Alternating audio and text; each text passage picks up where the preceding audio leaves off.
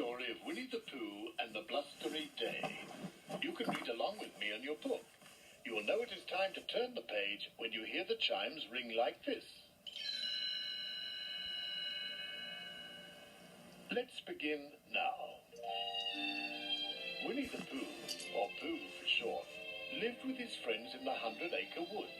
One very blustery day, when the winds decided to stir things up, Pooh went to visit his thinking spot. As Pooh sat there, trying hard to think of something, up popped his friend Gopher. Hey, Pooh, if I were you, I'd think about skedaddling out of here. It's Wednesday, see? Pooh thought that sounded like a lot of fun. Then I think I shall wish everyone a happy Wednesday, and I will begin with my dear friend, Piglet. The wind was blowing very hard as Pooh neared Piglet's house. Happy Wednesday, Piglet. I see you're sweeping leaves. Yes, Pooh, but it's hard. This is a very unfriendly wind.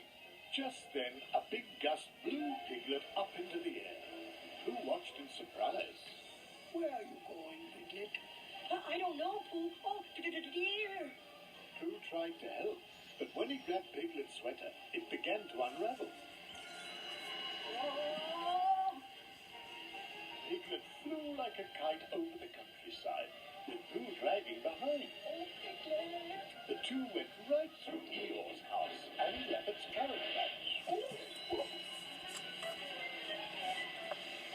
Then with the blusteriest, gustiest gust of all, Piglet and Pooh were blown right up to Owl's house in a tall tree. Oh, Piglet. Oh, this is a special treat. I so rarely get visitors up here.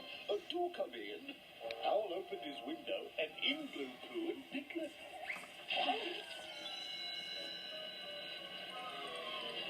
The wind blew harder and harder until finally Owl's tree, along with his house, crashed to the ground. Everyone from the 100-acre wood came to help Owl, but only gloomy old Eeyore seemed to know what to do.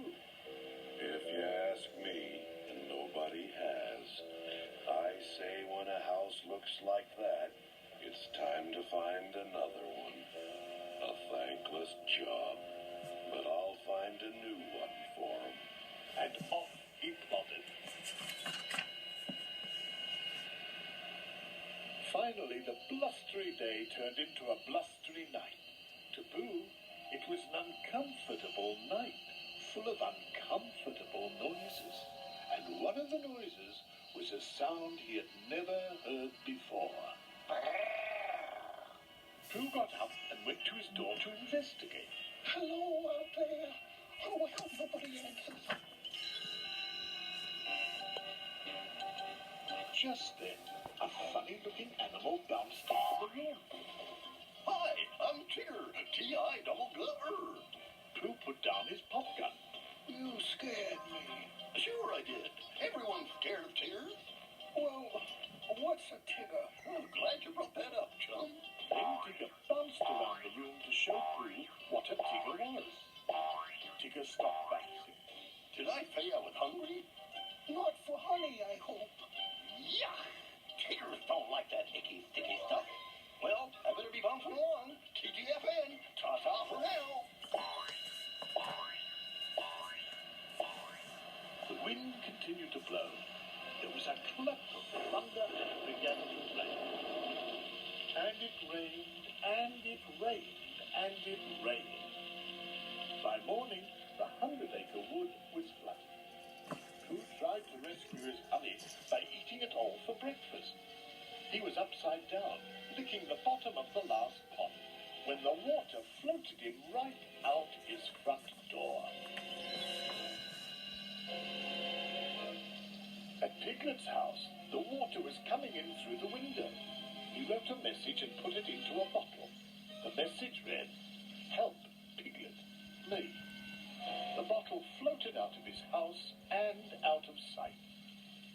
Christopher Robin lived high on a hill where the water couldn't reach, So that was where everyone from the 100-acre wood gathered. Before long, Christopher Robin discovered Piglet's bottle and read the message. Owl, fly over to Piglet's house and tell him we'll plan a rescue. As Owl flew over the flood, he spotted two tiny objects below. One was Piglet, standing on a chair, and the other was Pooh, still upside down in his honey pot. Owl called down to them and told them of the rescue. Be brave, little piglet. Thank you, Owl. But it's awfully hard to be brave when you're such a small animal. Pooh and Piglet eventually floated to the very spot where Christopher Robin was waiting. Pooh, you rescued Piglet. That was a very brave thing to do. You're a hero. I am. Yes, and so I shall give you a hero party. Just as the hero party began, Eeyore arrived with news. I found a house for Owl. If you want to follow me, I'll show it to you. Eeyore led them through the woods and, to everyone's surprise, stopped in front of Piglet's house. This is it. Pooh tried to convince Piglet to speak up. No, Pooh. This house belongs to our good friend Owl. I shall live. You shall live with me. Pooh put his arm around his little friend. Christopher Robin was especially proud. That was a very grand thing to do, Piglet, giving your house to Owl. And so the one hero party became a two-hero party.